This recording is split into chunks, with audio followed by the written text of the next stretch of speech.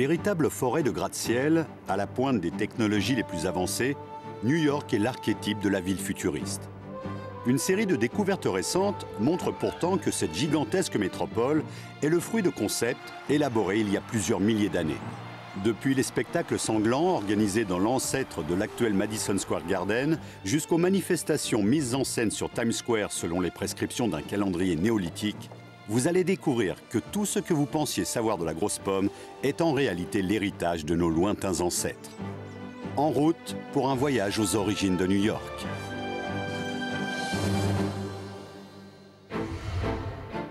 New York est une cité miraculeuse qui tend ses bras multiples vers le ciel.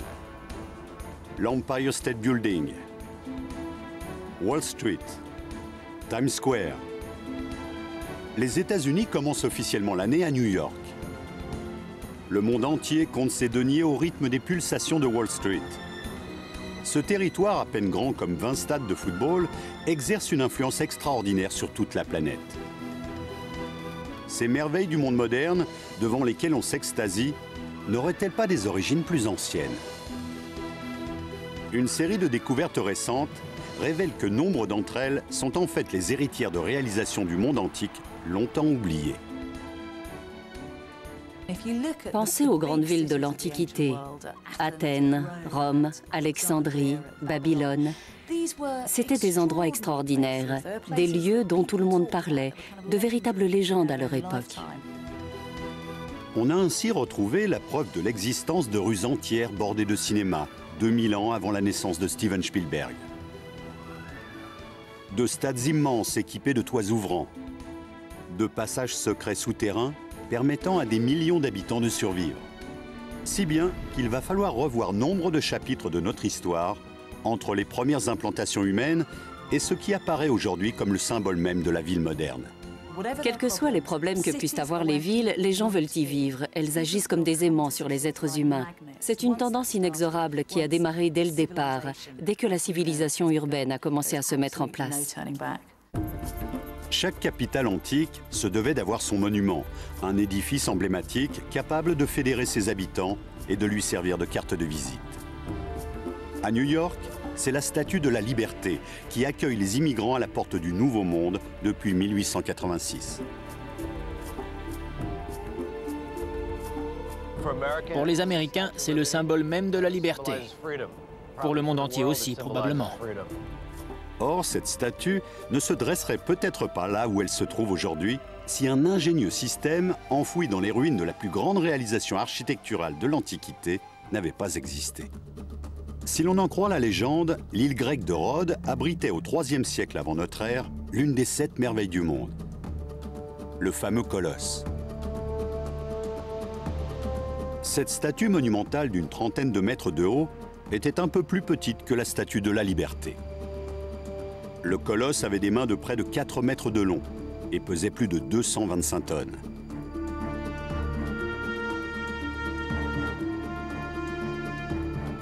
Il ne reste aujourd'hui aucune trace du colosse de Rhodes. Pourquoi a-t-il disparu? La réponse à cette question pourrait-elle aider la Statue de la Liberté à surmonter le poids des années?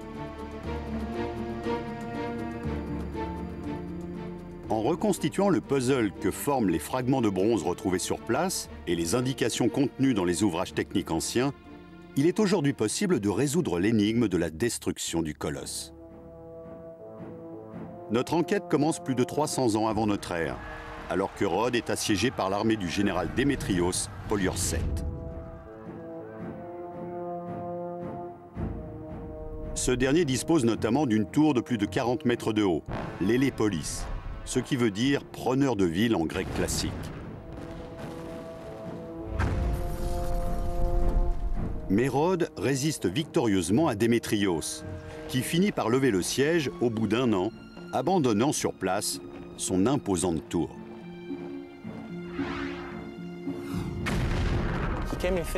Démétrios est arrivé en l'an 305 avant notre ère. Et en 304, il n'avait toujours pas pris la ville, bien qu'il ait utilisé les techniques les plus avancées de son époque et les machines de siège les plus perfectionnées de l'Antiquité. Pour célébrer leur victoire, les habitants de Rhodes décidèrent d'ériger une statue géante à l'effigie du dieu soleil Hélios. Ils se servirent de la tour géante abandonnée par les armées de Démétrios pour mettre au point un procédé très en avance sur son époque, l'échafaudage. Cette formidable machine de guerre à 9 étages fut utilisée pour permettre à des ouvriers de bâtir les colonnes de maçonnerie destinées à soutenir le corps du colosse. Le colosse de Rhodes a été construit avec des méthodes de l'époque. Ils étaient habitués aux travaux de maçonnerie, et c'est vraisemblablement la technique qu'ils ont employée pour faire les jambes.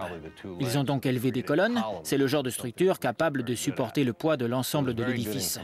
Mais ils ont été obligés d'ajouter des éléments métalliques, puis d'habiller l'ensemble avec des feuilles de métal, selon une technique très proche de celle qui a été utilisée pour la Statue de la Liberté. Plus de 2000 ans après la construction du colosse de Rhodes, la Statue de la Liberté constitue la meilleure illustration de ce qu'il devait être à l'époque de sa splendeur. Le colosse symbolisait l'unité et la victoire pour la Rhode antique, tout comme la Statue de la Liberté pour les Américains du XXIe siècle. Il existe d'ailleurs une filiation directe entre le géant grec et l'égérie américaine.